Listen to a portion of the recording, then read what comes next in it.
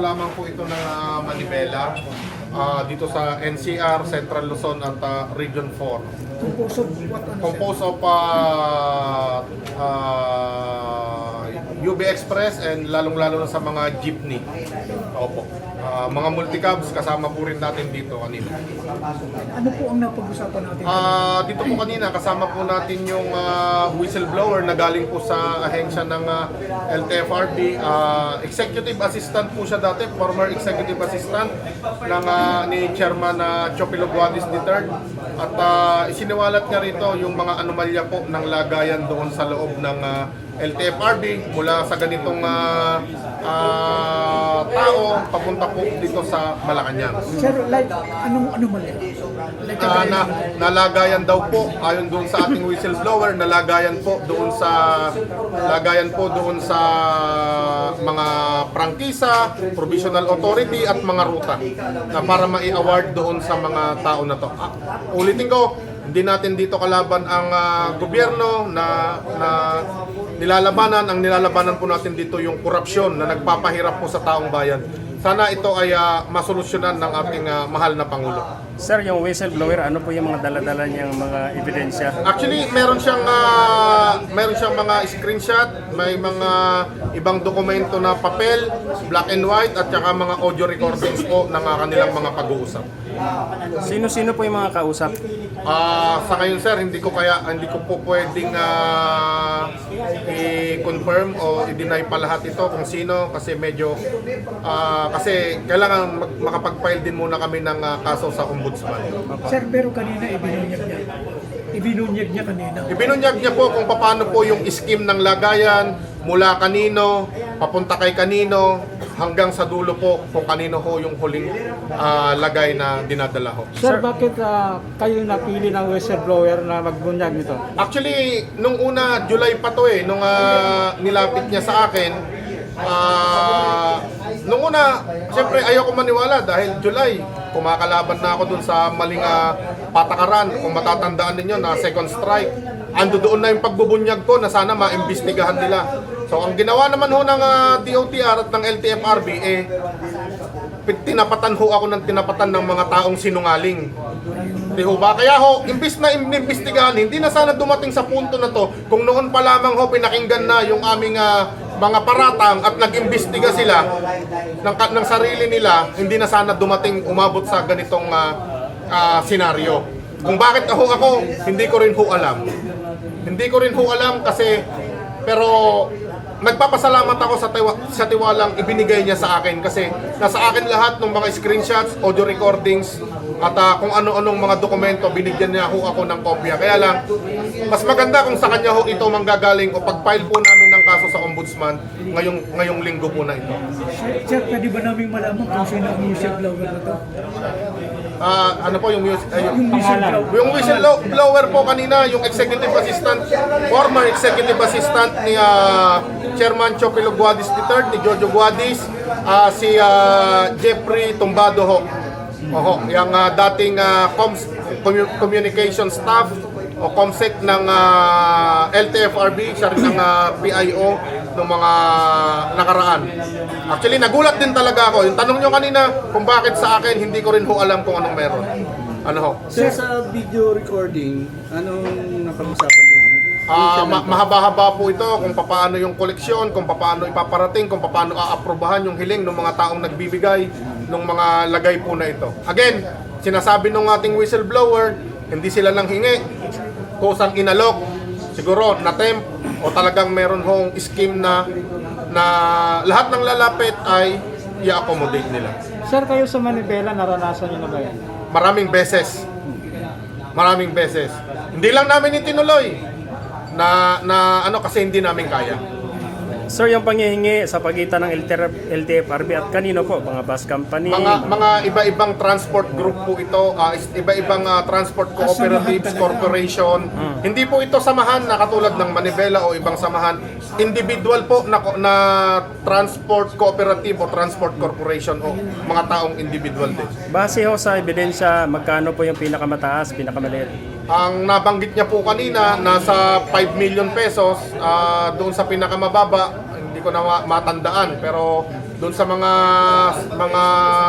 papel na ipinasa niya sa atin, ang pinakamababa ho ata, hindi ako nagkakamali, ay 100,000 piso. Para po sa mga prangkisa ito, sir, no?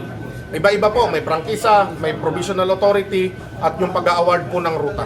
Yearly siya, sir, na hinihingi. Hindi ho ganon. Tingin ko one time ho ito, kasi pag na-award po sa iyo ito, syempre, renewable siguro. Yun ho, hindi ko ho alam kung hindi ko ho natanong kung paano ho, kung lifetime ba ito o hanggang saan po yung dokumento na i-award sa kanya.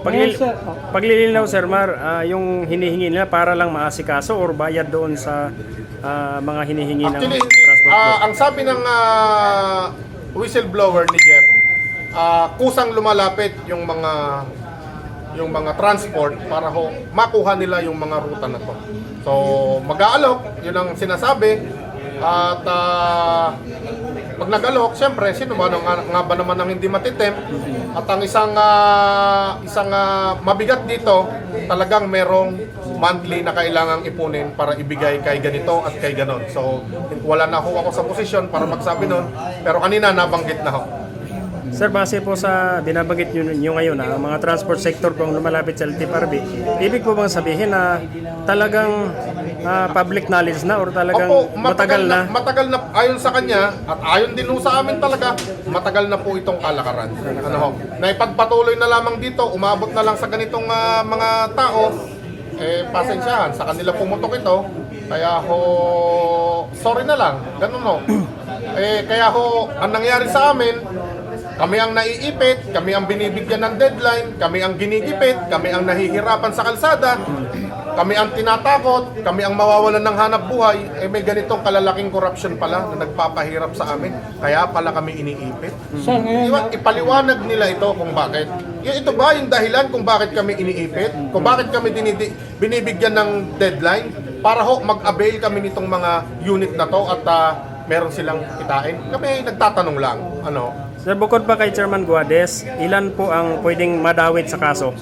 Siguro ho, hindi ho bababa ng 5 yung doon sa listahan po na binigay niya sa akin, hindi ho bababa ng 5. Nandyan po sila ngayon sa posisyon. Nandyan pa sila sa Lahat. posisyon ngayon lahat. Opo. Bukod pa po ito doon sa mga kung sino ang nagbigay, kung sino ho ang nag-abot, meron ho tayo kung sino niyan. At meron din hong lulutang pa na yung mga mismong nagbigay po ng pera ay sila mismo magsasalita. Sir, At sa takot lamang ho, kaya ho, kasi nga ho, itong press con na ito ay public, kaya ho, ayaw din ang lumabas. Ito din ho yung naging problema ko nung pangalawang strike, medyo kumambyo dahil nga sa takot. Sir, ngayon, nabunyag na yung mga anomalya sa LTFRB. Anong panawagan nyo kay Guades? Unang-una, vindicated ako na yung paratang ko noon pa ay eto na yung ebidensya.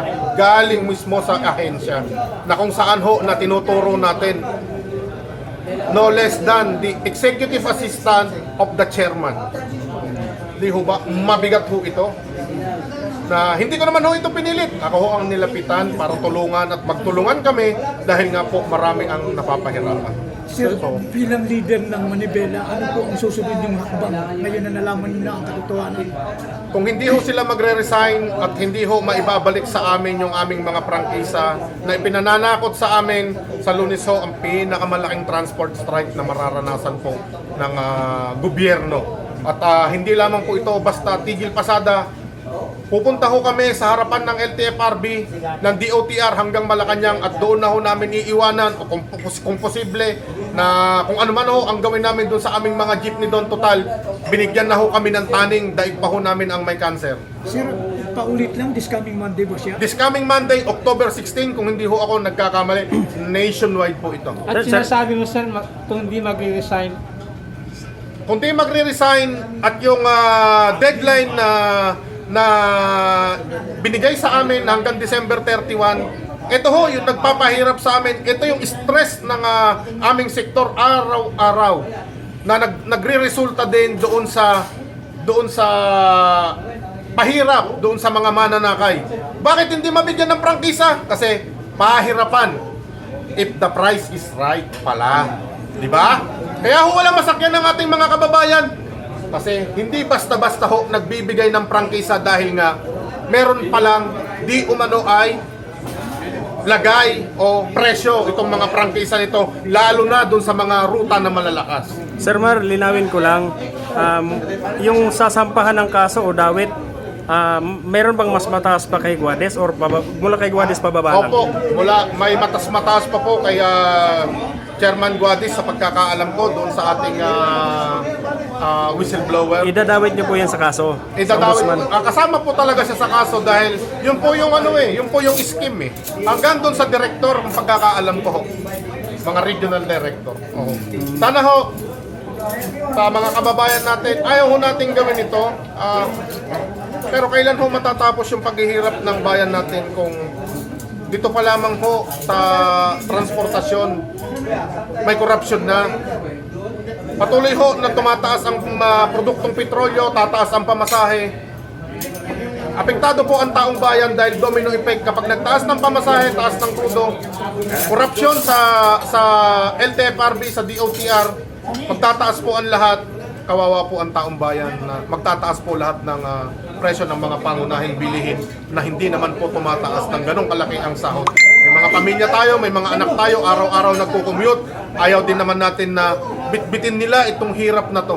Isipin mo, mapupunta na lamang ito sa mga pamasahe dahil nga sa mahal ng unit po na binibenta sa atin. Hindi ho makatwiran yung presyo nito at hindi ho makatwiran yung pagkuha sa aming mga ruta at pagpasok ho ng ganun-ganun na lang sa mga pinaghirapan nating ruta nang hindi naman lang po tayo kinukonsulta.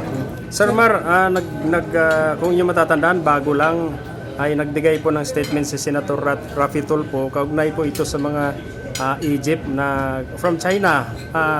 Aware po ba kayo rito? Ano po masasabi mo? Opo, saludo ho tayo kay Senator Raffy Tulfo na pinaglalaban ang pampublikong transportasyon, ang aming hanay na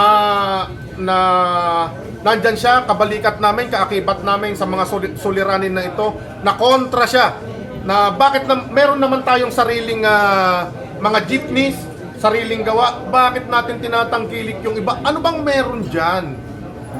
Gusto ko hong tanungin, may kita ho ba sila dyan? Malaki ho ba ang kita dyan? Sana ho, masagot ho nila. Sa sakaling matuloy yung transport strike, ilang araw niyo po gagawin? Tuloy-tuloy po ito. Tuloy-tuloy po ito. I-update po namin kayo kasi may filing pa at yung susunod na press con po namin, pinaghahandaan din namin at makakaasa po kayo na makakarating din po ito sa inyo. Sir, panawagan na lang kay Pangulong BBM. Baka meron kayong nais na iparating.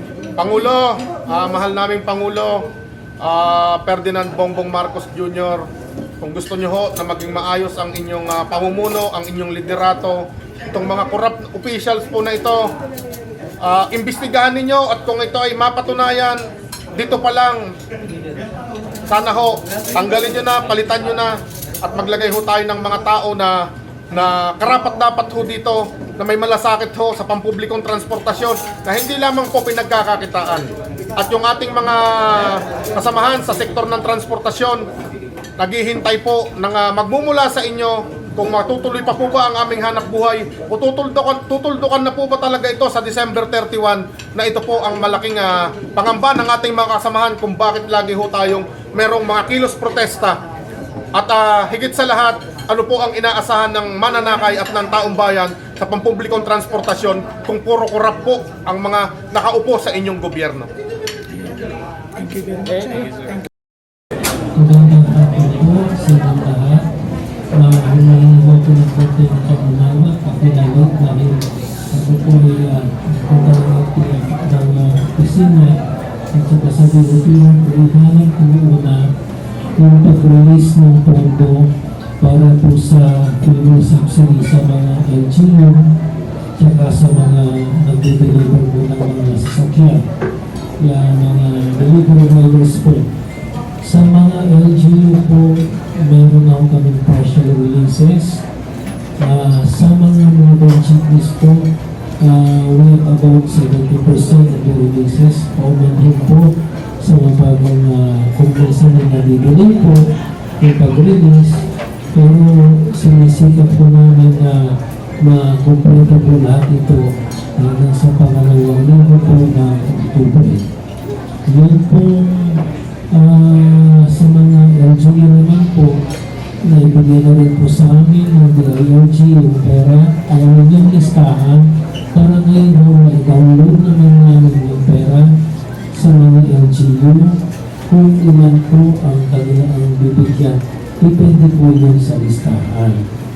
And then, number 3 po, kaya ako medyo natagalan, inalis po natin yung 1.3 billion na service contraction mo yung libre sa kayo.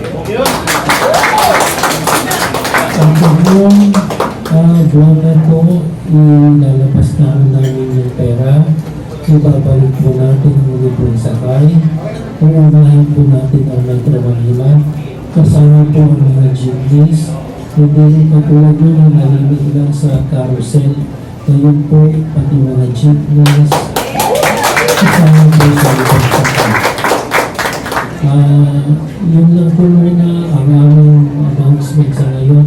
At ako po ay nagdadala at kayo po ay nagpunta rito. Kung ito ang aming balita may papahatid po sa ngayon. And of course po, yung ating modernisasyon, inuwagan po namin sa Kongreso na magkaroon po tayo ng additional 1.3 billion na subsidiya na ibibigay po sa lahat ng mga mag-modernize construction. Ibig sabihin po, pag mag-modernize kayo, may initial na ibibigay po ang gobyerno ng 250,000 pesos po.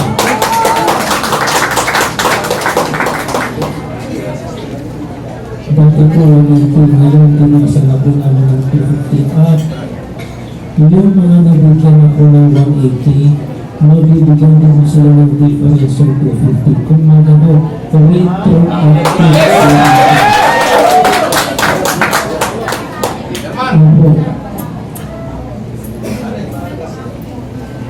yung mga dating hindi pa po nababayaran at saka panghuli pong announcement, kaya pa po na pagkawan. Yung mga dating pumasada ng panahon ng pandemya, may mga hindi pa po nababayaran, unti-unti na po nililinis yung listahan. Kasi po nung una, hindi magtawi, iba yung listahan ng operator, iba po yung nagsabi sa LTFRB. Sa aking panahon po, meron ako kami nililinis sa linggo ito of the 48 million po, at least initial ng pagbuno namin, may 2.3 million po kami nililinis. Doon sa mga nagpapalawin sa kayo yung pong pandemya. Yun lang po, naging po rin po at ako na naging po sa ating pong meeting ito para sinigurado ko lang po na bago ko pumunta rito, may ayos ko po lahat. Para maganda naman po, yung nabigay ko ng mga balita po sa inyo. Hopefully po, by this week, meron ako mga babayaran sa lahat. Service contracting, meron na po babayaran sa fuel subsidy, sa LGU, and then, ayun po ang mga ibang programa ng gobyerno. Tuloy-tuloy po tayo. Maraming salamat po. Maraming salamat po, Chairman Guadis. Yes po. Ang sa media friends po natin, one question per entity lang po tayo. Wala na po tayong follow-up. Maraming salamat. Dahil limited lang din po ang ating oras. Maraming salamat po. Sir, malinaw lang namin yung sinabi niyo for libre sakay. Hawak niyo ba yung 1.3 billion? And timeline natin, kailan mararamdaman ulit yung libre sakay? Yung 1.3 billion po, tapos na po yung joint memorandum circular, ibababa na po ang pera. Alam mo, hinahabol namin tuloy November, December. Parang maagang pamaskong handog ng LTFRB. Next question po. Sa service contracting, mga ilan po na mga pangkapirangship ang pwede pong mabigyan ng service libre sakay? After the service Yung number po, hindi ko pa po malaman. Sinusubukan namin i-strike po yung 1.3 billion sa lahat po. Ang priority po, jeepney ang buses ng Metro Manila kasi nandito ang working population. We will be trying to secure more funds from DOTR para naman po sa mga kapatid natin sa industriya na nasa probinsya.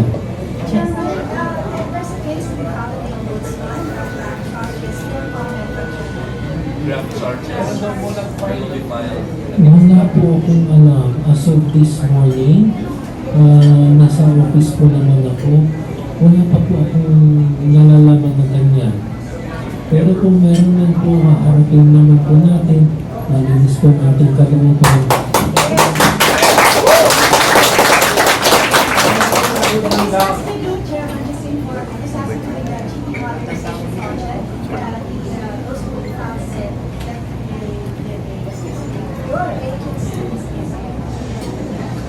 Wala naman kami ini-issues na pera yung pera ko.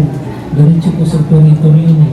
Wala naman pong napupunta sa amin from the bank, land bank, to the operator. And in my time po, wala pa po akong nai-release na po. Mga lang po, approval lang po sa amin doon. Okay po, next Miss Job. Okay, Jubilee Guzman, DWBL. Chairman, since nadala nyo yung solusyon ng problema ng mga taga rito, transport at saka yung mga operators, wag na kayong mag-resign kung sasakali.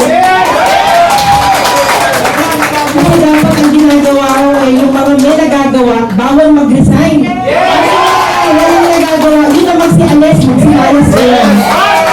Walang ba?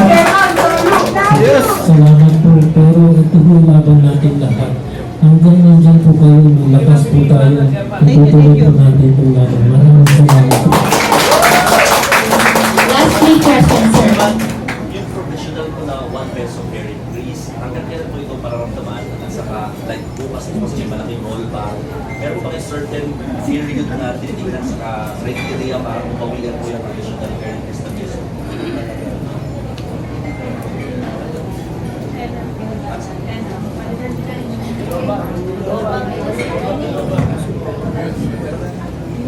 Sa dalawang anggo ko titignan ko yan. Unang-una po, nililitis pa po namin yung petition nila for fair increase. And then yung presyo po ng langis, yung constant motion po yan. Tataas, bababa, tataas, bababa. Hanggang hindi pa po na-stabilize ang presyo ng langis. Nandyan pa po yung provisional increase dahil lang po yung pangsalo sa biglang taas ng presyo ng langis. Kailan po yung sabi ang sinabi? Una pa po kami na masasabi, pero to quote si Ka Obed Martin po, in one of his interviews, sabi niya, pag bumabayan ng 56, pag-aaralan po ng board, hindi ko automatic yan, pag-aaralan ng board kung tatanggalin na po yung provision increase, pero marami pa po yung mangyari. 60 plus pa po tayo sa ngayon. And then number 2 ho, dahil dito sa gitna sila ng makahutumas ulit ang presyo ng langis.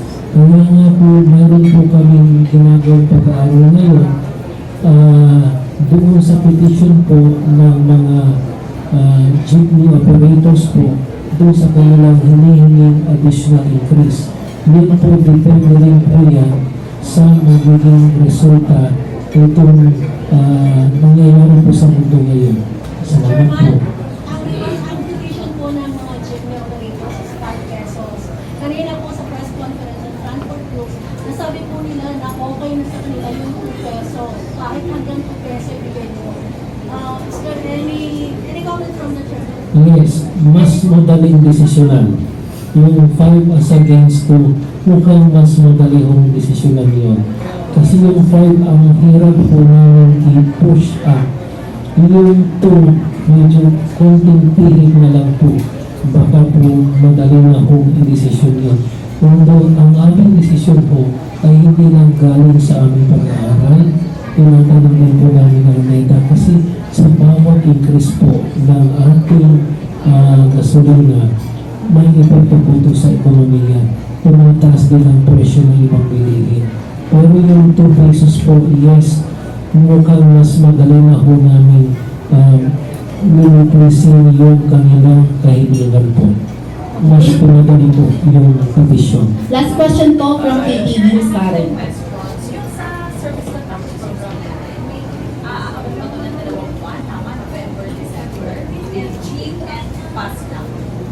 Abot po ay kinasure yun ng November hanggang December and we're looking for additional funds sa savings ng DOTR para hanggang December 31 or at least first week of January may habol po to. Ano po yung mga coverage nito? Number 1, syempre yung mga buses natin sa carousel. Number 2, yung mga nag-organize na as a cooperative. Sila po ang may priority. Yung mga kooperatiba na not necessarily nag-modernize, but those who organize themselves into a cooperative, consolidate po, sila po yung may priority dito sa pontong ito. So, Chairman, ang libreng sakay ay magsisimula sa Undas. I would say, nung hanggang po, yun ang maagang pamasko po ng DOTR.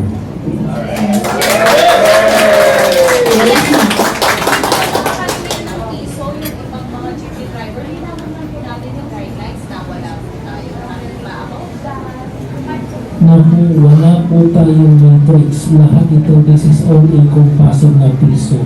Pag sakay mo plus 1 pesos ng original rate, dahil provisional increase pa lang po. Ngayon, pag magdadagdag po kami, halimbawa lang, magdagdag po kami ng 1 piso pa, that will be the time na maglalagay na po kami ng matrix. Okay. Pero ngayon mo lang dapat na makita ang mga pasahero na nakadikit sa mga Yung order lang na pinapayagan sila magtaas ng piso. Yun lang.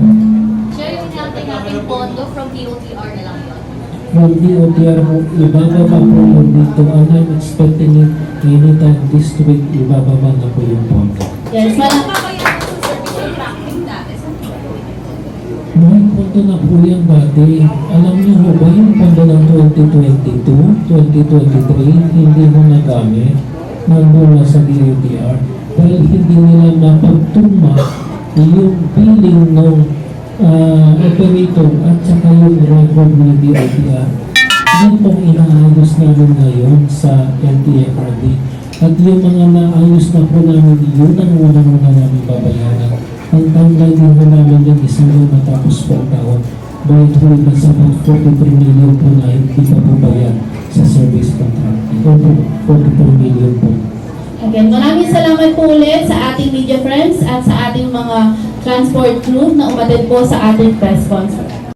Sa consultation ito, ang mga na-raise na issue ng ating mga kasama sa anak buhay, number 1, yung taas pamasahe sa ngayon na 1 peso na in-effecto namin kahapon tungkol dun sa decision na kailangan dala ng ating mga driver para maiwasan na yung pagtatalo sa ating pasaheros. Pangalawa, yung ating service contracting na pinag-uusapan na ngayon. At ang pangatlo ay yung sell and transfer na kung saan maraming mga driver at operator ang hindi nakakakuha ng subsidy because of the cost. Yung sa decision, hindi ba nag-decision ng LTFRB? Ano gusto ninyo gawin ng LTFRB specifically sa Well, you mentioned it, kailangan ng desisyon para hindi nagkakagulo yung driver at saka yung pasahero. Hindi ba naglabas ng desisyon? Ano specifically yung kailangan nila? Naglabas ng desisyon ng LTFRB at ito po yung ating kinaklaro ngayon. Mabuti lang, andyan kayo mga kaibigan namin sa media. Ang lahat po ng mga jeepney drivers kailangan may dala ng desisyon na yun o order. Na hindi na po kailangan ang fair matrix sa ganitong pagkakataon ng mga provisional increase lamang ang ginagarantiya o yung inaaprubahan ng board. Order lamang po o yung decision na nakalagay dun po yung petsa kung kailan i-effect ang paniningin ng 1 peso provisional increase. Is it not available? Available po yan. Sa website ng LTFRB. Simula na yung piso, provisional. Ano ang naging epekto sa mga driver? Well, doon nga po, nabanggit namin ni Paring Boy Vargas na base sa pag-aaral sa University of the Philippines Center for Transportation Studies, ang mga traditional jeepneys ay nakapag-prepare ng 300 to 400 passengers a day. At yan ay nung pre-pandemic. Ngayon naman, ang mga modern jeep, since malaki ang capacity nito, nakapag-prepare ito ng 400 to 500 passengers. In short, kumikita ngayon o nadagdagan ang kita ng driver natin ng 400 piso sa araw-araw. At itong 400 piso na to ay hindi pa rin kami nakakapag-break even doon sa labing isang taas ng petrolyo na itinaas sa atin. Your main argument is that jeepney drivers do not need a fair matrix because the approval is just provisional fair increase of 1 peso. Is that right? Tama po. And then, how much are you really lobbying, and when do you hope that the desired fare would be implemented? Because this is just provisional 1 peso. Well, yung provisional increase ay in effect na kahapon yan. At yung aming main petition na 5 pesos ay di rin ginambord sa November 24. Ay, November 7, adjust na pala ang date. At ito nga ay pinaghahandaan upang aming kinakalap ang lahat ng ebidensya para makumbinsi namin ng board na yung aming ipinail ay merong mga kasunod o mga pagpapatunay na kailangan natin ng 5 pesos. Already sa ayuda, nabigay po ba? Kasi may kaso ngayon na final sa ombudsman against the LTFRB at ayuda. Ano po sasabi niyo doon? Ano po ang ayuda yan? Ayuda sa drivers. Well, yung ayuda sa driver, iba yun yung fuel subsidy pinag-uusapan natin ngayon. Kasi wala pong ibang ayuda ang binigay sa driver kundi itong fuel subsidy. Na yan nga po ay aming nilakad at sa aming pagpupulong sa Paring Boy Vargas last Wednesday, meeting with the Secretary Jaime Bautista and Chairman Jojo Guadis kasama ang dalawang board na ipatatawag nila ang presidente ng Land Bank, ipatatawag nila ang presidente para mapag-usapan itong mga problema pumapalot dito sa fuel subsidy. Well, sa ngayon, hindi ko sorry for my innocence, but I do not know the case filed by Sam to endeavor. Hindi ko po alam yan. Obed, sapat na po ba yung 400 pesos na dagdag sa inikita ng mga driver a day because of the 1 peso provisional increase? Or are you going to ask more na dagdagan yung 1 peso? Yan nga pong provisional increase na 1 peso, yun yung pansamantalang taal. At diringgin po yung main petition namin sa November 7. Doon nga po namin malalaman kung, alam nyo, yung 5 pesos namin ng Altudap, actor ng Pasok-Masa, hindi naman po automatic ma-a-approvean yung 5 pesos. Magkaroon po yan ng bargaining. Kanya nga, depende ito sa mga aming mga dokumento na ipakikita sa board, bakit kami nag-file ng gano'n. Okay na sa hanay niyo yung 400 pesos? Sa pangkasalukuyan, para lamang ho, magkatulungan tayo ng ating mananakay na sabihin kami mga driver, hindi naman ho kami ganong kaganit. Kami po ay marunong umunawa ng sitwasyon ng ating mga mananakay. Bukas may kikita yung mga malaking bagay na buhay ko sa bukas na namin mananatag kasi Well, malaking bagay po yung big time rollback po kasi ang balita ko, 3 piso, madadagdagan pa ng kikita ng ating driver na mga 100 piso po yan sa maghapon. Kanya yan malaking tulong po sa amin yan. Sa open, sabi ninyo, yung 1 peso provisional increase is not enough para break even. Magkano yung kailangan for at least break even? Yan nga po yung amin sa aming formal petition na 5 pesos. Doon natin malaman kung ano gusto namin talaga, padagdagan niya. Pero kung ibibigay ng board, 3 piso, 2 piso. Sa 2 piso, palagay ko, ito, mga kasama, tanongin nyo, okay na ho, doon sa 2 piso. Break even na yun or may konting tubo na? May konting-konti, manipis pong tubong. Kaysa sa mahabang panahon kami nagdaga, na walang tinita. Is anchored on the success increases in oil prices. But now that oil prices have been changed, would you withdraw the petition? I know there's a November hearing, so but you're softening your stance to just 2 pesos because of the fuel price rollback. As what we've informed the board during the approval of our provisional increase of 1 peso, when the prices of petroleum products went down to 57 pesos, 56 to 55, i-recall po namin yung aming petition para mabigyan natin ng kasiyahan, tulong ating mananakay. Kung matatandaan nyo, December 2018, nung mag-rollback, that was December, ang petroleum product ay nabot ng 30. Kasama po sila nasirang Seni Marana, nasirang Efren, si Paring Boy Vargas at si Lando Marquez. Nagpunta po kami sa punong tanggapan ng LTFRB. And then, we informed the chairman, former chairman na Zelda, i-rollback na po natin ang pamasahe sa 9 pesos. 6 pesos diesel yun or gas? Sa diesel. That's the bigger point. Diesel nilagamit namin. 56 55 to 56. Pwede na kami magbaba. Yung 57, pwede namin pakiusapan. Kahit 57. So what we did during the time, advice lang kami ni former Chairman Martin Delgado to file a formal petition for reduction of bail. Immediately, the following day, we submitted that formal petition. Alam nyo, nakakatuwa, on the third day, LTFRB acted on our petition. In-effect na po ang rollback. Hindi yung kagaya ng pagkapa-increase, medyo nadidelay. Pagka pabalik, ay bukas din yan. Meron yan. So rest assured ng ating mga commuters na pag dumating sa presyo na yun, ibababa po namin. Kami po na ng Salmoy Vargas, sila Mrs. Acto, De Luna ang pupunta niyan. Lilinawin natin, effective yesterday ang ating pansamantalang piso provisional increase na inumpisa noong kahapon. Pangalawa po, yung fuel subsidy. Para humaibalita natin sa ating mga kasabihan, yun sa fuel subsidy na inaayos po ng ating LTFRB at ng Land Bank. Pangatlo po, napakahalaga nito sa lahat ng cooperative at korporasyon. Makinig po kayo. Yung service contracting within the month ay mag-uumpisa na o aayusin na ng LTFRB. So, yan po yung ating mga agenda, pamasahe, taas masahe, fuel subsidy, itong service contracting na pagkakang sa mga cooperative at korporasyon ng LTFRB.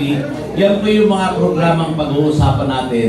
Liban dun sa iba pang programa na kung saan po nakataya ang pangalan ng DOTR, nakataya ang pangalan ng LTFRB, na kung saan meron pong mga ilan grupo na naninira tungkol dito sa magandang programa ng modernization program. Kanya po yan mga kasama, pagtutulungan natin na ang modernization program ay patuloy at ipagpapatuloy ng DOTR at ng LTFRB. Liban lamang doon sa mga naninira na ilan na kung saan hindi ho nawawala talaga ang anay kapag ka maganda ang ginagawa, maganda ang programa, meron pong lumalabas na mga anay na sumisira sa magandang programa ng ating kagawarang transportation. Kaya dito ho kami, yung magnificent seven namin, in the absence of Alando, Amodi, and some of my groups, they are not available today. Ito yung isang biglaang panawagan ng grupo namin ng Altodap, ng Busina, ng Acto, at ng iba pong group ng Alpha, ng UB Express, sinasamang Ronald, ay ito po yung aming mga may paboritang maganda sa inyong lahat. Pwesto mo ba yan?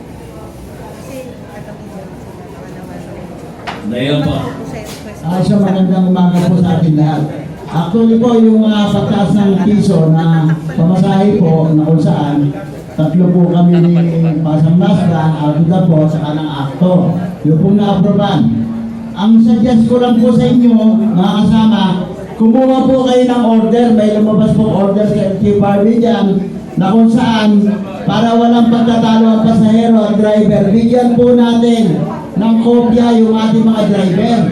Pagsakripisyo na po tayo, yung pong mga pangulo ng mga local association chapter, kumuha po sa website ng LTFRB yung order. Tapos i-post po natin yan doon sa mga jeepney natin, doon sa mga model natin, para wala po tayong pagkatalo. Alam niyo naman, sabi nga po kanina sa interview, na kung saan maraming pasahero pa na hindi nakakaalam. Mabuti na lang yung mga ibang driver natin, hindi na nakikipagtalo dahil sabi nila masasanay din yan eh. Kaya po, ang hinihiling ko lang po sa inyo, dahil ito naman po ay libre naman, makukuha kayo sa website, ipasero nyo, bigyan nyo na yung mga driver natin para wala nang pagtatalo ang pasero at ang mga driver. Yun po, baka hindi nyo po maalam na may lumabas pong order niya nung Webes po, lumabas ang order, nakuha po natin yan noong Friday. Meron po akong hawak dyan na kung saan binigay ko po yung aking mga presidente na paserok nyo, bigyan nyo yung mga jeep. Yun po. Para din po maging gabay natin. Papasalamat po kami sa kagalang-galing na chairman ng FTFRB at saka sa DOTR na kung saan yung pong provisionary increase natin ay pinagbigyan nila. Yun po. Para di ba? Magandang umaga po sa ating lahat at ito po yung issue na yung ating mga mababait na ating mga nakaupo ngayon na Secretary Jaime Bautista at ganoon sa ating Chairman Guadis na medyo nagkakaroon ng problema ngayon dahil sa mga taon niyang mga naninira at ganoon po sa ating sa mga hindi maintindihan. Ang maganda naman yung ating programa ng ng consolidation. Ang problema dito, yung mga ilang tao na medyo malapit, medyo nagkakaproblema. Kaya, eto ay walang problema kay kay Chairman Guadis at sa ating Secretary Jaime Bautista. At ang gusto lang namin at pinaparating po namin sa inyo, nationwide po to. Wala pong kasalanan ang ating Chairman Guadis at ating Secretary Jaime Bautista. Ito ay nagkakaproblema lang sa mga taong naninira sa ating Chairman Guadis at ganoon sa ating Secretary Jaime Bautista. Sana po pagtuunan po natin ito ng pasin at magtulong-tulong po tayo na ito ay hindi natin papayagan na mag-resign po ang ating Secretary Jaime Bautista at ganoon din po ang ating Chairman Guadis dahil wala po silang kasalanan. May kasalanan po dito yung mga ilang tao na nagkaroon ng problema. Mga problema na nakuha at nailabas po ang mga prangkisa na to na hindi po nila alam. Kaya sana po pagtutulong-tulungan po natin ito na wala pong problemang ganun.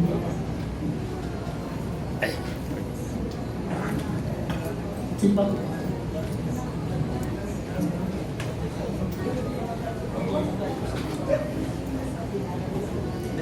Medyo maraming issue po kaya kailangan magkaroon tayo ng dito. Oo.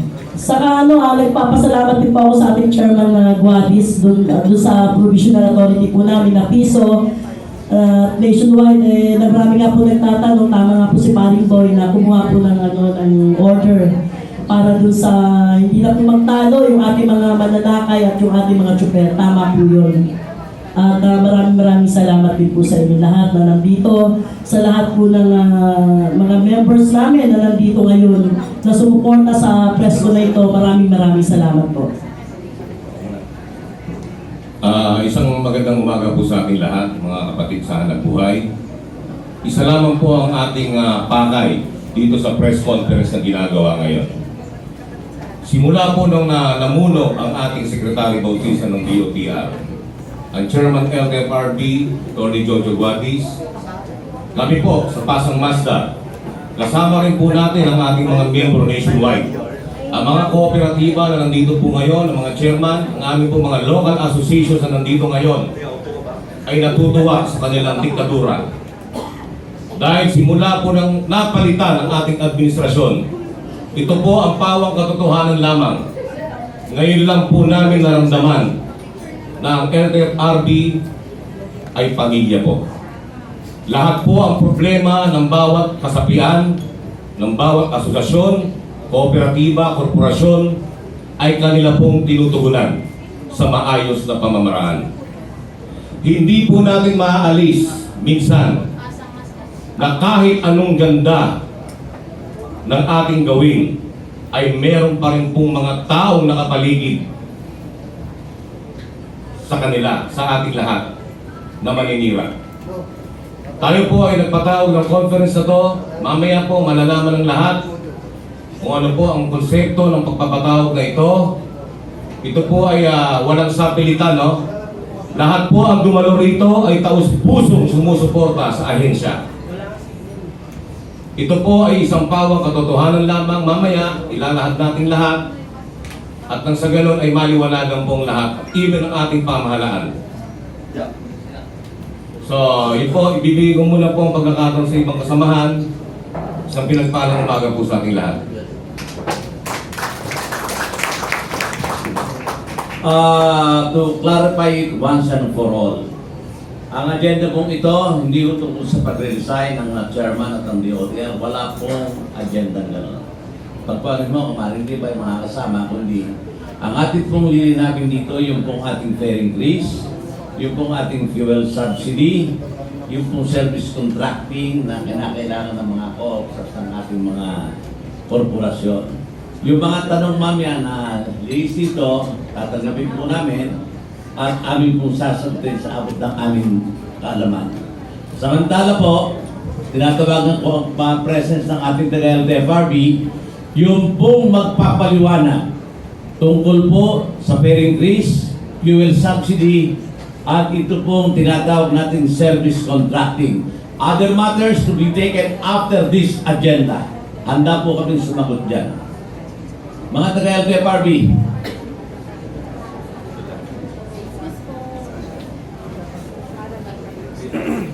LTFRB.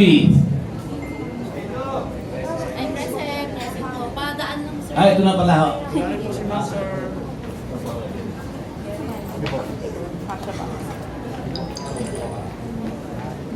Siguro ma'am, dahil kami humingi ng suporta sa ating mga kasamahan, sa mga taga-press, para lamang maunawaan ng ating mga mananakay na effective yesterday, in-effect na po namin yung 1 peso.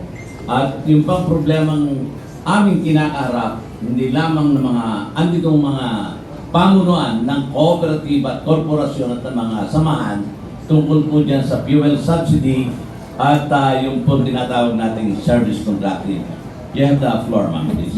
Good morning po sa ating lahat. On behalf of LTFRB, we would like to extend our gratitude po sa ating mga stakeholders, sa ating media friends sa pag-attend po sa ating consultation of press conference. So, sa LTFRB po, ginawa po namin to o nagbigay po kami ng platform para sa ating transport group para po marinig din po natin yung kanilang mga opinion, sentiments tungkol po sa ating mga programa sa LTFRB. So, nagbigay po kami ng mga agenda katulad po ng 1 peso provisional increase, fuel subsidy program, SCP, and yung mga preparation po ng ating transport group tungkol sa nalalapit na po na barangay SK election and Oplan-Undas.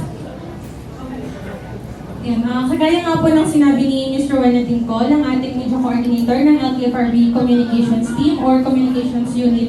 Nandito po ang LTFRB para makuha o makolekta lahat po ng hinaing o panig po ng ating mga transport groups, especially po yung ating mga operators and drivers ng jeepney at iba't iba pang pampublikong sasakyan. Para makita po natin na kung ano man po yung hinaing nila, gusto po nilang maipaabot sa LTFRB, ay handa po ang LTFRB, handa po ang ahensya, katuwang po ang Department of Transportation na masolusyonan po ito. Ilan po sa mga katanungan po na pwede po natin makuha ang panig ng ating mga transport operators ay patungkol po sa fare hike. Nakikita naman po natin sa mga balita na hindi po lahat ng drivers and operators ng mga pampublikong sasakyan ay agad nang naniningil ng dagdag na piso o taas pasahe para po sa ating mga PUV. Dahil akala po nung ilan ay hindi pa po agad-agad ito dapat ipatupad at yung iba naman po ay nanghihingi ng black and white o ng kautusan na patunay na pwede na po silang maningil ng dagdag piso. So una po sa mga gusto po sana namin makuha mula sa panig po ng ating drivers and operators ay kung ano po ba yung mga latest concern o hinaing po ng drivers or operators tungkol po sa pisong taas pasahe. Meron po ba silang, nahirapan po ba sila, naguguluhan po ba sila? Kasi ito po, isa po ito sa mga kukolektahin natin para maipabot po natin sa LTFRB board. Salamat po. Siguro kanina may interview yung isang driver, no? Ang nakita ko doon, merong sinasabi ng mga driver na hindi pa sila naniningil dahil ang sinasabi, meron daw mga ibang pasahero na hindi pa alam na kailangan siguro dissemination drive natin yan na ako nga kanina sabi ko, kumuha tayo ng order na galing sa LTFRB na bigyan natin yung ating mga driver para in case na magreklamo yung pasahero, may makikita tayo or ipaskil na natin doon asin sa sasakyan. UV, doon man sa doon sa modern at saka traditional. Siguro yun ang doon tayo pumokos, no? Kasi ito po, saka dapat ipaliwanag na rin natin, ito po yung nationwide, hindi lang NCR at Region 3 and Region 4A. Nationwide po ito na piso na ibinigay, na ipinagkaloob po ng LTFRB. Saan ang kagalang-galang natin na chairman, Chopin Obadis the second, na kung saan ay dapat po tayo ay magtulong-tulong lahat dito. LTFRB, kami po mga leader na malalaki, mga nasyonal, at kayo na rin po, makikiusap na rin po ako dito sa mga pamunuan ng mga leader dito na kung saan ipaliwanag po natin sa kanila at kumuha pa lang po tayo ng order para wala po tayong problema. Karagdagan lang po dun sa nabanggit ng ating kasamahang Pangulang Akdap, si Parimboy Vargas. Ako ho'y nakikiusap sa media. Pagkat kahapon hanggang ngayon, may mga na-encounter pang problema ang aming mga driver sa hanap buhay. Tama po yan, hindi po ito National Capital Region 1, 2, and 3 at ito po yung nationwide. Sa pamagitan po ng mga media na nandito ngayon, tulungan po niyo kaming magpaliwanag na ito po pangsamantalang taas piso, wala po itong pay matrix. Ito po ay desisyon ng LTFRB at merong order po para dito. Tama po yung sinasabi ni kasamang Parimboy Vargas na iyan ay ididikit o dala ng driver para maiwasan po ang pagtatalo sa pasaheros. Meron pong decision o order na dala ang driver. Sa aming hanay, nakapag-distribute na po kami. Sa mga media ka dito ngayon, pakitulungan lang po kami na this will be a nationwide campaign. Hindi po kailangan ang pay matrix. Ang kailangan lang pong dala ng driver ay ang decision o order noong pagtataas ng pamasahe noong nakaraang linggo. At in addition po para sa ating mga media, sa mga andito ngayon, darating po, pupunta po rito, tinawagan ko, pinakiusapan ko ang butihing chairman ng LTFRB. Hintayin lang po natin. At the moment, nasa Skyway na siya, diretso na ng Quezon Avenue, ang baba niya Quezon Avenue, diretso na po rito. Para po doon sa mga gusto yung linawing mga katanungan, we are not in a position to answer your query, but doon sa makakaya namin sagutin, nakahanda po kami. Pwede po yung kaming tanungin mga sa mesa at handa po namin tanungin doon sa abot ng aming alam. But what is most important, I invited person, I called the chairman to attend this very important press con na ginawa po namin para magbigay ng paliwanag sa mga itatanong yung mga issue tungkol sa LTFRB at DOTR. Yan lang po ay sigurado darating. Salamat po ka-Obet. Sa ibang grupo po, Ma'am Liga? Ma'am Liga? Tungkol po sa... So palagay ko dun sa pairing sa ma'am ay naging maliwanag na yung isang agenda natin tungkol dito sa itong fuel subsidy pinag-uusapan at nagiging problema rin namin lahat. Ano bang maibabahagi yung paliwanag para masabihan natin ang ating mga kasamahan andito ngayon at maibahagi pa doon sa mga kasamahan natin sa hanap buhay ang problema kung meron man dito sa fuel subsidy. Para po dun sa Fairheight, wala na po ibang... Okay po. Sige, doon na po tayo sa fuel subsidy. Sa parte po ng LTFRB, alam naman po natin na ongoing po ito. Patuloy po kami nakikipag-ugnayan sa Land Bank of the Philippines para mas mapabilis po natin yung pagmahagi po ng fuel subsidy. Lagi naman po natin sinasabi na i-check po natin yung mga fuel subsidy cards natin at tumutok po tayo sa lahat po ng official social media accounts ng LTFRB, gayon din po sa website para makita po natin kung paano nga ba yung tamang proseso para makuha po natin ang fuel subsidy. Para po sa iba pang katanungan, para po makuha namin ang panig po ulit ng ating mga stakeholders, sa inyo pong grupo, kung meron man po kayong masasabi na estimated data, para po sana malaman namin kung meron na po bang nakatanggap o kung meron pa pong ibang hinaing, saan po ba silang parte nahihirapan para po sa pagkuha ng fuel subsidy at may pabot po natin to sa ating board ng LTFRB. Sino pong halip po kayo rito? Sino pa? Si Busina, bago ikaw. Presidente ng Busina. Yes, hello, good morning. Ma'am, ano lang po about fuel. Modernized na po kasi kami. So, meron na akong card. Yung sa first batch po. But the second batch and the third batch, up to now wala pa. So, nag-wait kami for the master list. Pero up to now wala pa na. So, gusto lang namin malaman kasi sa tagal ng... Matagal kasi siyempre yung proseso. So, ang dami nahanap ni Land Bank. Pwede ba namin malaman agad yung master list? Before...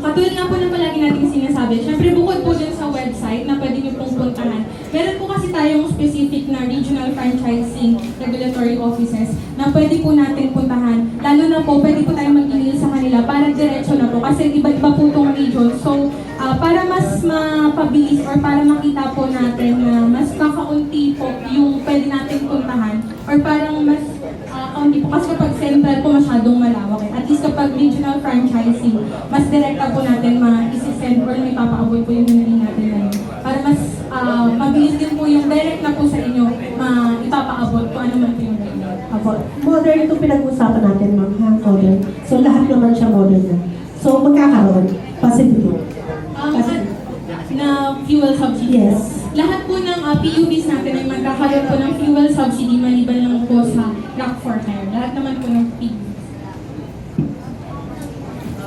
Okay. Ma'am, tanong ko lang po, dun sa mga may deed of sale, kung paano sila kukuha. Kasi ang sabi ng NCR, kailangan meron tayong 4 na deed of sale. And then, kailangan magpagawa ng extrajudicial statement of franchise.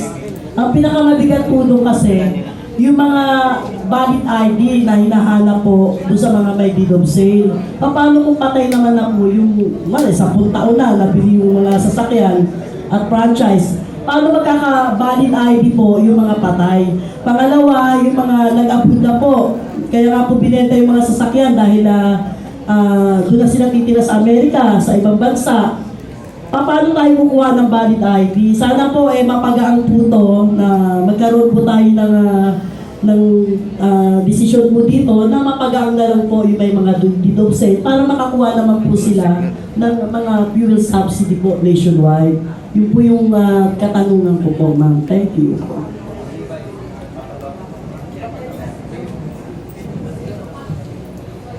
Ganito po, no? Actually, nung nakaraan po, nagkaroon kami ng pagpupulong kasamang OBE, kay Secretary at kay Chairman Guales na kung saan, para po itong mga katanungan, kagaya po ni kasamang Liba, itanong niya, maganda po tanong niya. Pero siguro ang dapat po nating gawin, meron po kaming sineset ngayon ni Paring Obed na kung saan, ipapatawag po natin ang presidente ng Land Bank at ng Land Bank. Dahil kasi doon po sa level ng LTFRB, pagkakaalam ko, pag humingi sila ng meeting, ang pinadadala lang po nila ay mababa na hindi naman makasagot. Kaya po ginawa namin, nakiusap kami kay Secretary, nakagalang-galang natin Secretary, na kung saan ang gusto natin makausap. Yung pinaka-presidente, yung pinakamataas ng Land Bank, na kung saan nagseset na po, para po matalakay natin lahat, kahit po kami may mga problema din yung binanggit niya. Na sino lang po ang pwede sumagot dito. Ang pwede po lang sumagot dito ay pinaka-presidente ng Land Bank. Kaya yun po, kalaman mo, Maring Liba, ginawa namin ni Paring Obed dahil sa rami ng reklamo, nakisuyo kami sa ating kagalang-galang na sekretary na kung saan makaharap natin para matapos yung mga problema lalo sa fuel subsidy dahil maraming lalabas talaga na mga problema sa fuel subsidy. Thank you, Sir Boy. Meron pa po concern tungkol po sa fuel subsidy? Sige. Lapit dito, lapit. Yun po mga nasa likod dyan, baka may gusto magtanong. Buminta ho kayo dito para makapagsalita kayo. Yes po. Lahat po ng mga katanungan po ninyo at concern na ipapaabot po namin sa ating board. Hi, good morning. Yes, ma'am. Good morning po. I'm from Busina, from Albergue Corporation. regarding dun sa sinabi mo na magtanong sa regional or RFO, it's not true. Clueless rin sila. There is miscommunication between RFO or the not PIU. It's yung concerned section dispensing the fuel subsidy. I will give an example. Okay? Majority of the cards are dormant. Walang nakakaalam nun. Ang gagawin kasi ng mga card holder, they will go to the bank and they will check kung may naman na. What will happen? Hindi sila marunong magtanong. Majority. Alaman naman natin, majority ng drivers hindi ganun kaalam. Okay? What will happen? Babalik sila. It's a waste of time. Diba? It's a waste of time. Senior citizen, papupuntahin mo sa regalado. Diba? Para lang magtanong, pagdating sa fuel subsidy section, ang mangyayari, ma'am, hindi po kami tiga sa land bank. You have to go to land bank. Waste of time. Ang gawin niyo na lang, coordination between the decision maker of land bank and the decision maker of LTFRB, sit down and talk. Wag nilang i-dormant. Why? It's an special ATM. It's not a regular savings ATM card. It's not a credit card. It's not a checking account card. Okay? That's intended for fuel subsidy. Actually, kinausap ko na rin yung bank manager. They are clueless also. They are not the decision maker. Okay? Nagkakaroon ng tinatawag na imbudo. Meron tinatawag na global services something with land bank kung saan tinatapon lahat yung mga information all over the country para sabihin lang or request na dormant, they have to reactivate. Okay? The best decision, katulad ng sinabi nila, upuan ng LTFRB, upuan ng land bank, lahat ng dormant card, reactivate. And I don't know what will happen by November. Katulad ko, yung isang card ko, wala pa siyang laman. Okay? Sinasabi sa mga news, nag-dispense na. It's not true. Based on my experience. Okay? I-open, reactivate. Okay? Wala nang magbabalik-balik from land bank to LTFRB, then LTFRB to land bank. Lahat ng dormant card, i-activate. Then, lagyan. At least, wala nang pupunta ulit sa fuel subsidy section para mag-request. Eh, pag pumunta mo dun, sasabihin sa'yo, I'm sorry, we don't know the answer. Di ba parang irrelevant? Marites, may I answer your query? During our meeting with the Secretary last Wednesday, together with Chairman Jojo and the two board, ASEC Milan and ASEC Lin and ASEC and the Secretary, tinagat na namin lahat yan. Yung mga dormant na yan, lahat ng binanggit mo, talagang nagkaroon ng problema. So, ang aming ipinakiusap, magkaroon ng meeting sa Land Bank President, DBP President, sapagkat tinanong ni Secretary during the hearing, sino ba nakakaharap na? Ang sinabi nga nila, mga Vice President below. So, hindi makapag-decision, even the managers of the bank. So, what we did, and what we requested to the Secretary, i-meet ang Land Bank President at DBP para pag-usapan yung problema ng fuel subsidy. Lahat yan. Actually, it will be not a problem if it's properly strategized by LTFRB. Kung bago pa lang lumabas ang fuel subsidy, meron ng usapan, may upuan na. Planning is different from strategizing. It should be properly strategized for the benefits of the stakeholders. We are suffering. We need your immediate action that is beneficial for the stakeholders. Sayang ang pamasahe. Hindi, naintindihan ko yung sinasabi mo. Pero marami kasing operator dito. Parang tayo magtatanong rin mo magkakasama sa magkasama tayo. Kanya, sinasabi ko sa iyo, meron ng meeting na sineset si Secretary sa Presidente para pag-usapan lahat ng problema. Marami rin kasi sa atin dito na parang ATM ang i-encash ang card, which should not be the case. Meron niyang card na yan, may corresponding plate number na isuswipe sa dating station. Pero ang ginawa ng iba, kanya yan na red flag yan, in-encash. Bawal po yan. Ang pag-i-encash ng card ay bawal. meron pong corresponding plate number sa bawat card na pagpunta nyo ng gasoline station together with the plate number at saka isuswipe po kung ilan ay pakakarga ng driver. So, yan pong lahat na yan ay pinag-usapan namin, pati yung dormant na yan, pati yung mga napapagod natin operator pagpunta-punta ng LTFRB. So, to settle it once and for all, Presidente po ng Land Bank, Presidente ng DBP, Chairman, Secretary, tapos stakeholder po na may problema, andun po tayo para ma-settle po lahat. So yun po yung paliwanag yan, Ma'am Maricel.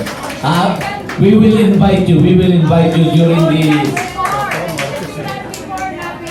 Sige, invitahin kita. Okay, tanong pa. Sige.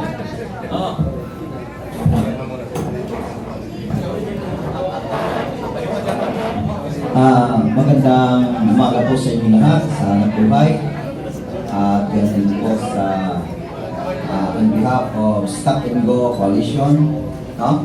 Ang tanong ko lang po ay kung paano po natin ma-resolve yung issue na alam naman natin wala pong tinatawag na sale and transfer.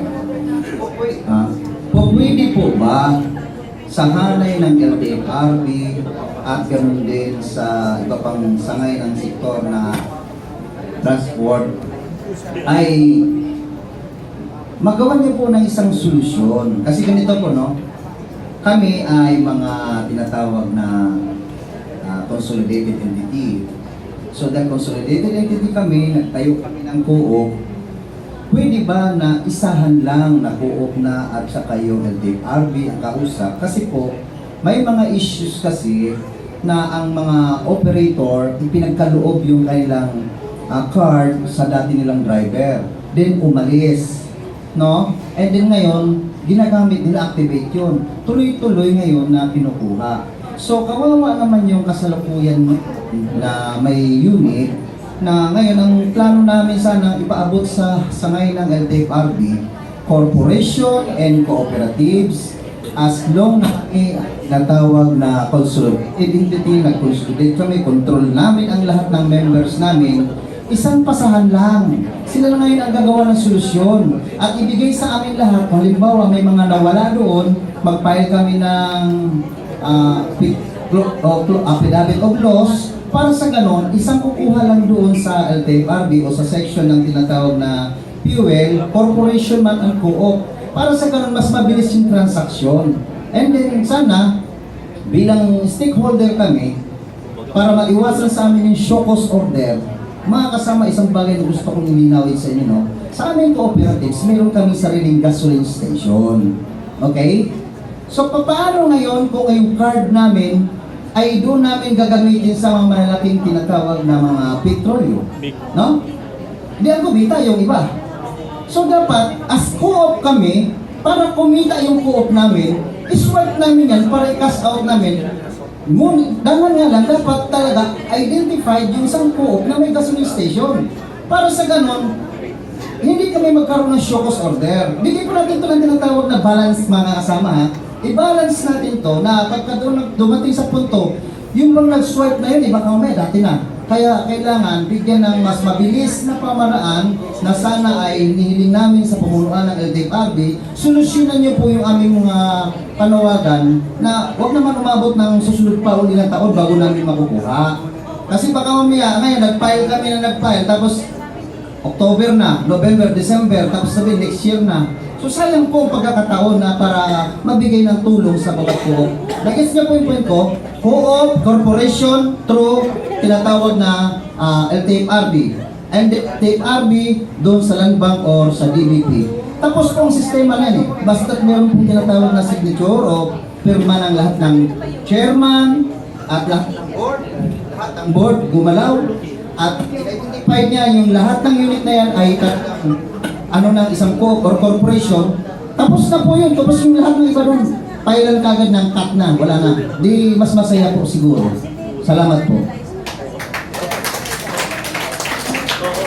Salamat po, sir. We'll take this into consideration po, no? Ipapaabot po namin ito sa board, lalo na po kay Chairman Guadis.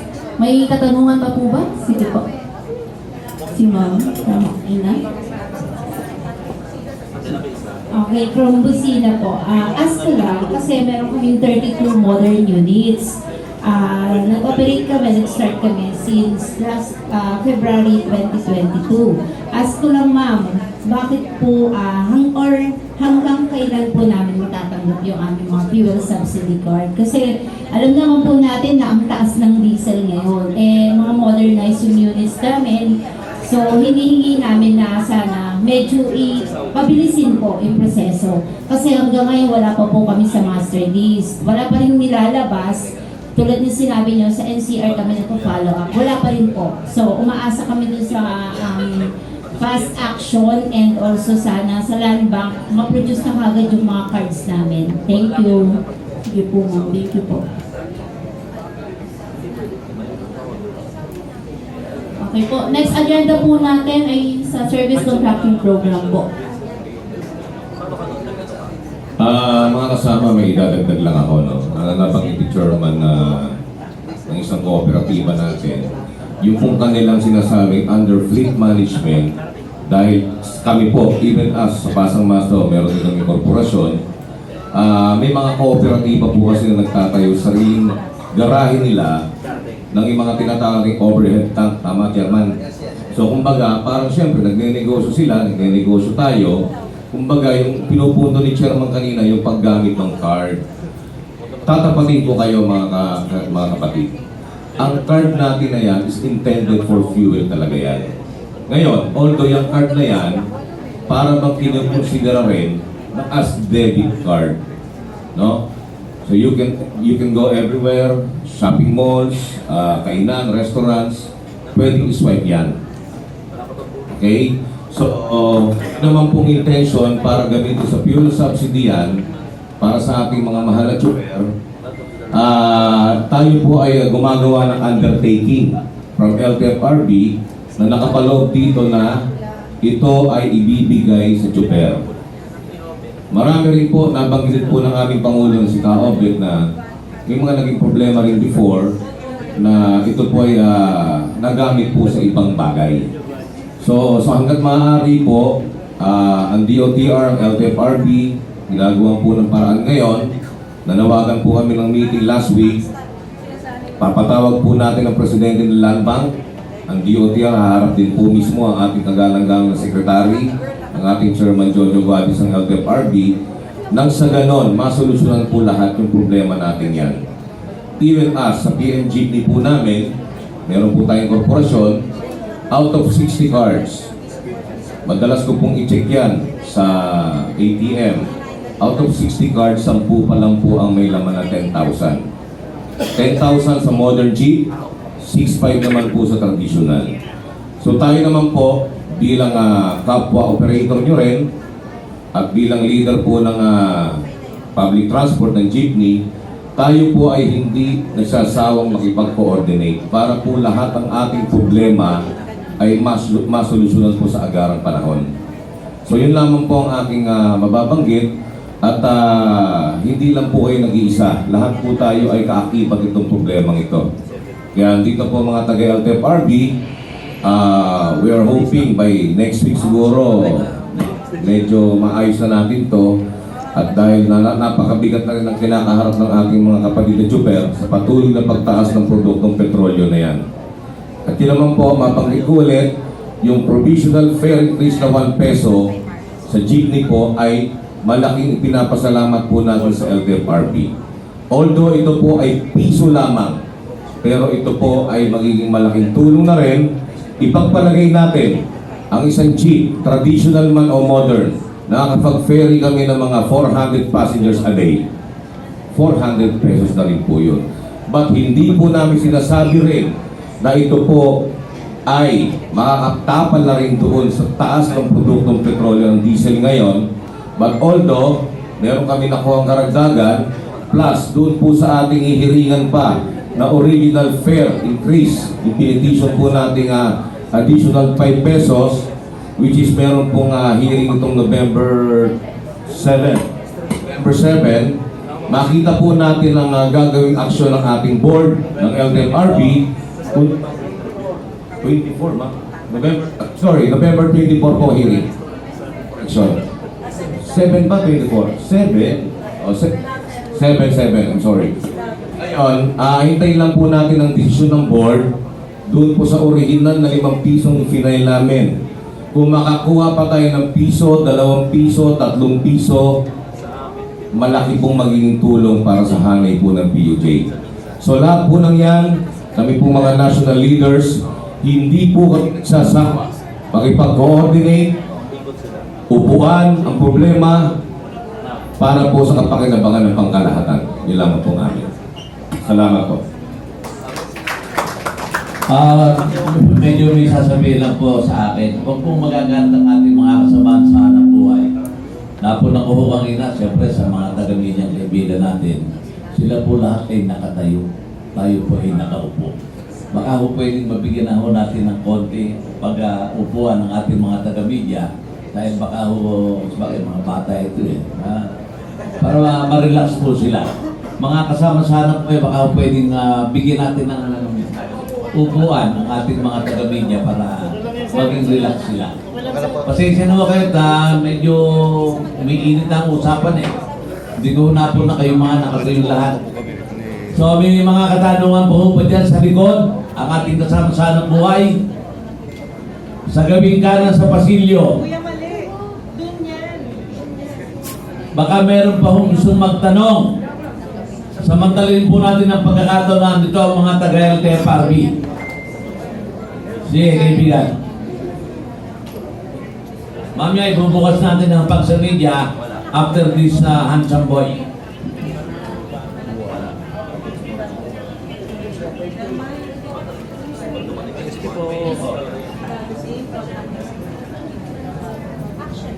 Good morning po sa lahat. Itatanong ko po tungkol doon sa sa fuel subsidy kasi yun po ang topic natin. Paano po yung doon sa mga driver? Di ba dapat ang fuel subsidy ay para sa mga driver ito? Karamihan kasi dito sa mga kasama ko, ang fuel subsidy ay doon bumabagsak sa mga operator. Ngayon, pagdating sa mga driver ay hindi sila binabahagihan man lamang. Samantala ang mga driver ay sila ang naghihirap sa kalsada.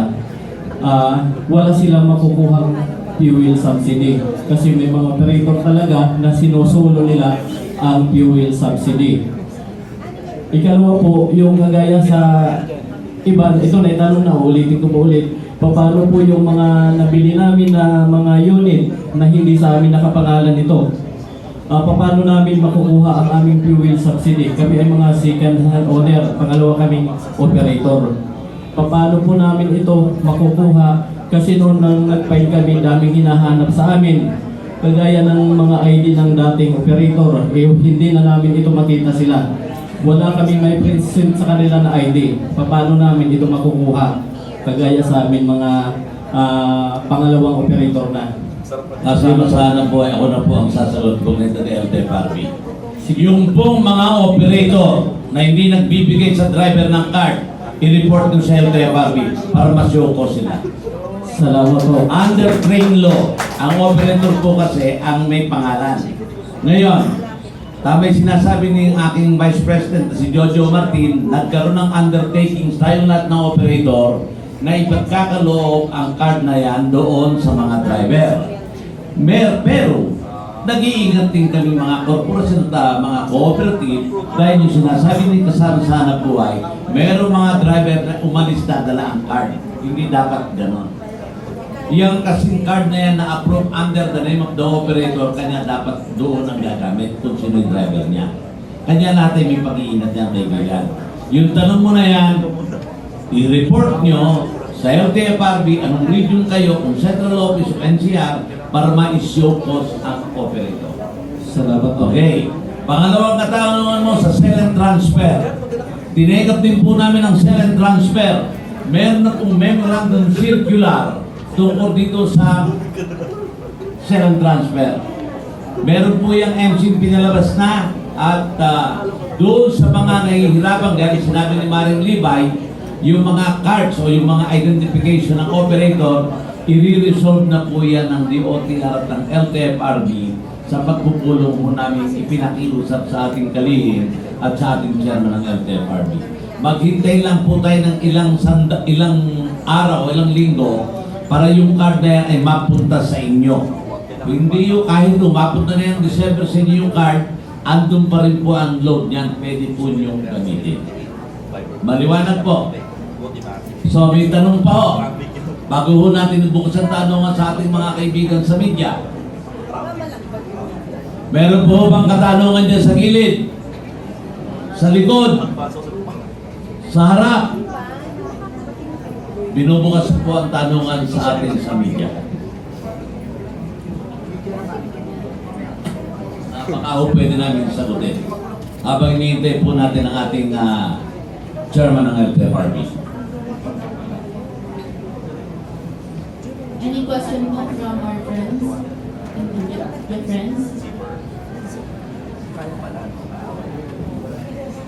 Magagaling tayo. Wala tayo talang tinatanong sa amin. Wala po ba kayo tatanong sa amin, mga kaibigan sa media? So, wala na po. Good morning po. Sige po. Jubilee Guzman, DWBL. Una-una, congratulations sa effort po ninyo pag-organize ito. Talagang magulo. Marami yung mga issues na naririnig ko kami. Pero sana po mag-focus lang tayo kung ano yung pinadala nyo sa aming invitation. Kasi po, kung lahat po na issue na itatakal nyo sa amin, ay hindi tayo magkakaintindihan.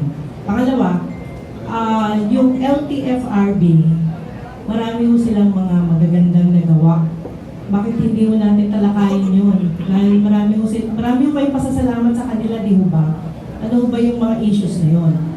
Pangatlo, sana po yung mga operator at saka yung mga driver, magkaisa ho kayo. Kung sino ho ba yung dapat o may karapatang humawak ng card na sinasabi ho ninyo.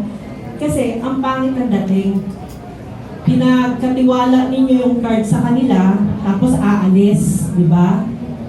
Hindi mo ito, bread and butter mo ninyo ito. Napakahirap po ng transport sector. Doon pa ho ako tumatalakay dito, panahon pa ho nung hindi pa ho maputi yung buhok niya. Ni Kuya. Tsaka ni Ka-Obet, tsaka ni Kuya Lando. Nandito na ho ako sa transport sector. Although hindi naman ho ako sikat, pero ang akin lang ho, magkaroon kayo ng pagkakaisa. Kasi alam niyo ho, marami lang tayong problema sa gobyerno. Huwag na sana tayo dumagdag. Bawasan niyo na lang po, please lang. So, pakisagot lang po yung tanong. You know. Well, ginagawa ko namin lahat ang aming magagawa. Una, ang mga nagawa ng LTFRB tungkol po sa amin sa pamasahe, pinapasalamatan namin. At tungkol po dito sa tinatawag service contracting na meron naman pong programa ang ating pamahalaan. At yung pong silent transaction na pag-uusapan ngayon, well, siguro yung pinakamagang pinag-uusapan natin yung naitatanong, yung modernization program ng ating pamahalaan.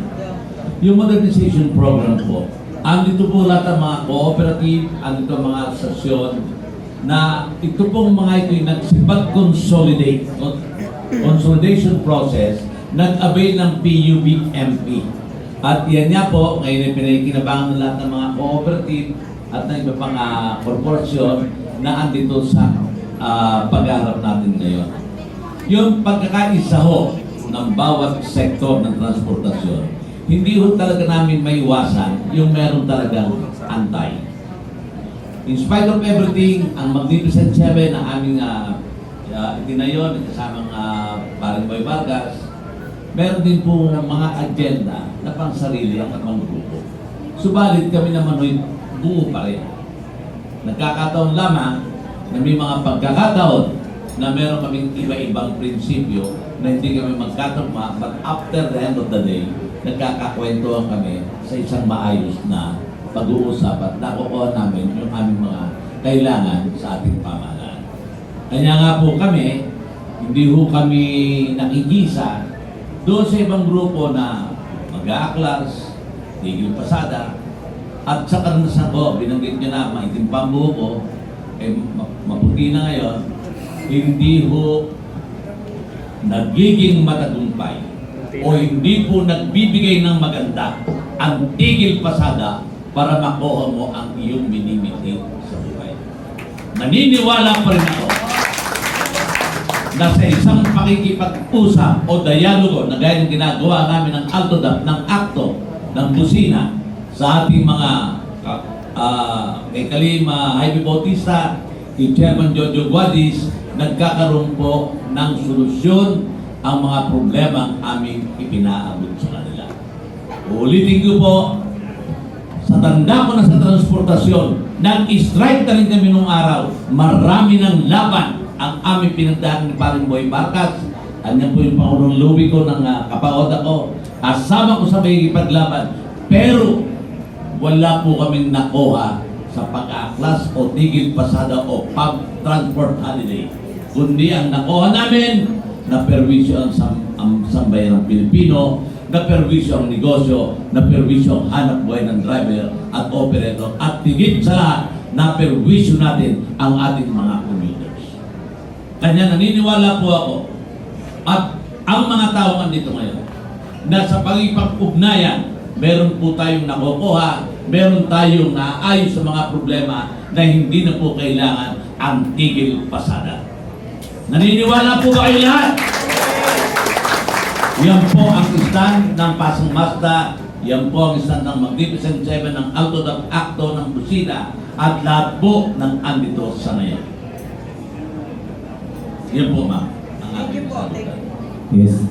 Kaobet, maaari ko ba magdagdag? Meron na, boss. Sagutin ko lang kayo, ma'am, no? Napakaganda ng tinuran nyo, eh.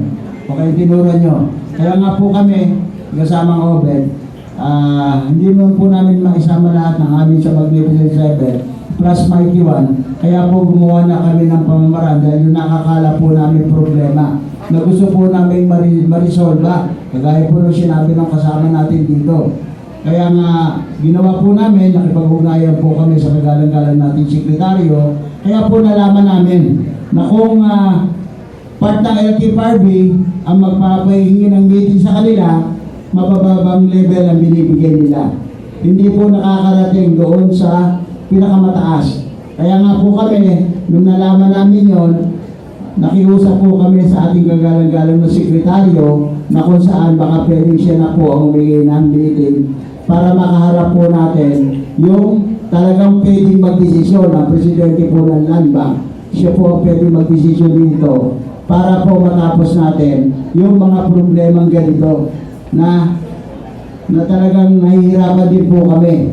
Kaya yun po yung ginawa namin, ma'am, no? Kaya yung po sinabi nyo, maganda po, at nakatinig po sa aming isipan yun. Siguro po next week, babalikan na namin ang ating kagalang-galang na sekretary para po matapos itong problema sa amin ng transportasyon. Salamat po. Sa media po, meron pong magtatanong. Kaubit, karagdagan sana sa mga ipapaliwanag. Ganito po, ang LTFRB at ang DOTR magmula nung nagkaroon po ng programa, no, sa ating pamalaan na para sa lahat ng transport sector sa ngayon. Ang kagandahan pong ginawa, number 1, nagkaroon ng consolidation. So dahil sa nagkaroon ng consolidation, mamimili ang bawat stakeholder kung corporation or cooperative. Dahil sa consolidation, naiwasan nawawala ngayon yung lahat ng kolorong. Nagkaroon ng tinatawag na tamang pamumuno ang bawat stakeholder para sa ganun, huwag patakbuhin yung mga walang mga tinatawag na linya at walang mga registro. No? So nagkaroon po ng kaayusan. Ang kalsada nagiging maayos. Kung bakit naitanong ko po kanina yung tungkol sa tinatawag na fuel card, kasi po wala pa po kasi talagang in order, no? And then kabutihang ginawa ng LTFRB, nagkaroon po, nanawagan sila na lahat ng nagiging sumali sa consolidation, co-op man or corporation, nagkaroon ng programa ang gobyerno, lahat kami nakinabang, no? Nagkaroon ng service contracting. Sa service contracting, mga kasama, at sa lahat ng media na nakikinig at nanonood, isang bagay na kung saan lahat ng corporation and cooperative na sumali rito at sumunod sa panawagan ng ating ahensya ng gobyerno, isa po kaming patunay na nung kami ay nagkaroon ng kaayusan at sinundan namin yung panukala ng gobyerno, nakapag-procure po kami ng 2 modern jeep, cash po yun. No? Na yung nais ng ating tinatawag na pamunuan na lahat tayo pupunta sa modernization. So yun po yung kagandahan kapag tayong lahat ay sasapi, susunod sa panawagan ng gobyerno, pagkat ang gobyerno siya yung umaalalay sa ating lahat. Sana magiging open po kami ng nawagan sa lahat ng mga sangay ng transport na hindi pa ngayon ay sarado pa ang kailang kaisipan, sundan po natin. Parang kasi ganito kasimple yan, pagka nagkasakit ka at wala kang pera, ang inyong nalapitan, sangay pa rin ng gobyerno. So kaya itinatag ang gobyerno para magiging kalibat natin na kailangan magiging open lang tayo upang sa gayon, sa lahat ng pakikipag-usap, magkaroon tayo ng kaayusan. Yun lang po, maraming salamat. Maraming salamat, kaibigan, kasama sa hanap buhay. So, since wala nang magtatanong, Max, barangay sa Sangguniang Kabataan Elections, kayo din po sa Oplan Bundas. Paghahanda po ninyo kung ano po. pinaghahandaan pala ng LTFRB ang halalan ng barangay at ng SK. So lahat po ba tayo magkukumit na magseservisyo tayo? BBI po ba tayo? Yan po ang commitment. Ako po ay kandidatong barangay chairman. Ako ay punong barangay sa kasalukuyan sa Maynila. Hindi po ako nangangampanya. Off the record.